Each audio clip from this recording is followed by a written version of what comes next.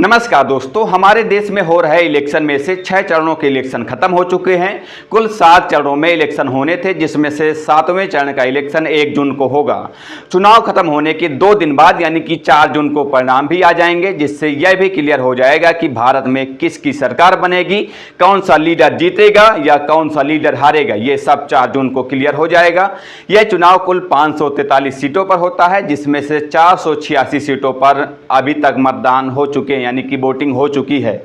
फिलहाल अभी 57 सीटों पर वोटिंग अभी होनी है, जो कि 1 जून को 7वें चरण में होगी। देश के 28 राज्यों में से 20 राज्यों में इलेक्शन हो चुके हैं और 8 राज्यों में इलेक्शन अभी बाकी है।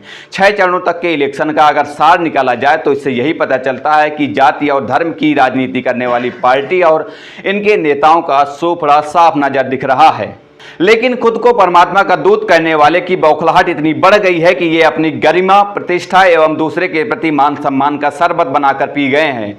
हो सकता है कि इनको भी पता चल गया हो कि इनकी पार्टी की वोटिंग का टेम्परेचर इतना कम हो गया है, शायद इसीलिए परमात्मा के दूत का टेम्परेचर बढ़ रहा है। दोस्तों, जैसे जैसे इलेक्शन के चरण दर चरण खत्म हो रहे हैं, वैसे वैसे मोदी जी परमात्मा की बौखलाहट बढ़ती जा रही है। इसके बाद से मोदी जी की जुबान से अनेकों प्रकार की जनता के ध्यान भटकाने वाली बातें निकल कर आने लगी हैं। जैसे कांग्रेस की सरकार आई तो ये आपका यानी कि जनता का मंगलसूत्र चोरी कर लेंगे, जनता की भैंस चोरी कर लेंगे। कांग्रेस मुसलमानों को धर्म के आधार पर आरक्षण दे देगी। मंदिर, मस्जिद, जाति, धर्म, तरह तरह की बातें करने लगे हैं। लेकिन जैसे ही 6वें चरण का इलेक्शन खत्म हुआ, वैसे ही महामानव का एक और रूप सामने आया। मोदी जी कहते हैं कि कांग्रेस को वहां जाकर मुजरा करना हो तो करे, अपने वोट बैंक की गुलामी करनी है तो करें,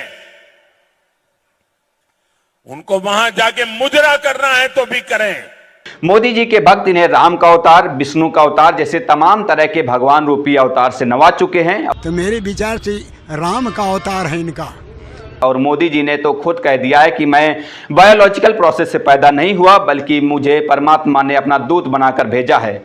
मैं कन्विंस हूं कि परमात्मा ने किसी पर्पज के लिए मुझे भेजा है।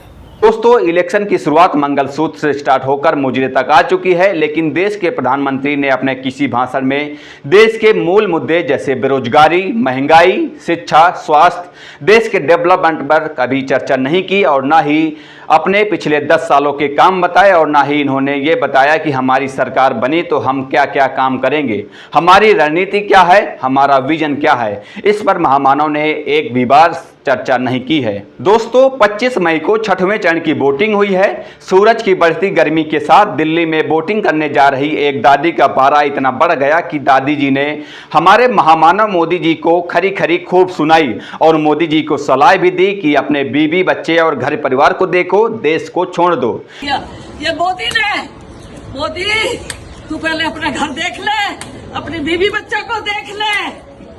अरे मोदी अपने परिवार को देख ले। मोदी ऐसा मत कर, बच्चों को नौकरी खोल दे। राहुल घूम रहा है, कॉन्ट्रैक्ट लगा रखा है, नौकरी है नहीं है, बच्चों के लिए नौकरी नहीं है, बच्चों के लिए नौकरी नहीं है। दिल्ली के मतदाताओं ने ईवीएम का ऐसा बटन दबाया कि मोदी जी को मुजरा याद आने लगा। देखिए जरा इस ग्राउंड रिपोर्टिंग को। हम तो यही चाहते हैं कि महंगाई कम हो और सबको रोजगार मिले, और मोस्ट इम्पोर्टेंट ये है कि देश की बेटियां सुरक्षित हो, क्योंकि काम धंधा नहीं है। काम धंधा बहुत मुद्दा हो गया है, काम धंधा ऐसा नहीं है पहले था। मतलब महंगाई मुद्दा है या नहीं है? महंगाई सस्ती होनी चाहिए, सब चीज में वो होना चाहिए, काम धंधा अच्छा होना चाहिए। विकास कह रहे हैं, हुआ है विकास, हुआ है या नहीं? कुछ भी नहीं हुआ है, कुछ भी बुराई होता है। लाइन लगा के वोट दे रहे हैं, ये काम किसको आएगा? जब हमें नहीं आएगा तो हमें क्या फायदा लाइन लगा करके? ये बताओ पहले। जब हमें काम नहीं मिल रहा, आगे से हम किराए पे रह रहे हैं, हमारा किराया सस्ता नहीं है, हमारे बच्चों के पढ़ने में परेशानी हो रहा है, क्या फायदा? दोस्तों, यह 2024 का इलेक्शन 2019 और 2014 के इलेक्शन से पूर्णतः अलग है। 2014 और 2019 का मतदाता भाजपा की बड़ी बड़ी बातों और इनके वादों को देखकर साथ में भगवा का चोला पहनकर वोटिंग कर रहा था। लेकिन वर्तमान 2024 के इलेक्शन में न तो भगवा का चोला काम आ रहा, न ही भाजपा की बड़ी बड़ी बातें। अब वोटर समझ गया है कि हमारी समस्याओं का हल कौन कर सकता है और कौन नहीं। अब वोटर अपने मूल मुद्दे जैसे बेरोजगारी, महंगाई, शिक्षा, स्वास्थ्य एवं देश के विकास को देखकर वोटिंग कर रहा है और यह हमारे लिए बड़ी खुशी की बात है। फिलहाल इस वीडियो में इतना ही, मिलते हैं किसी नए वीडियो के साथ, तब तक के लिए बहुत बहुत धन्यवाद। जय हिंद, जय भारत।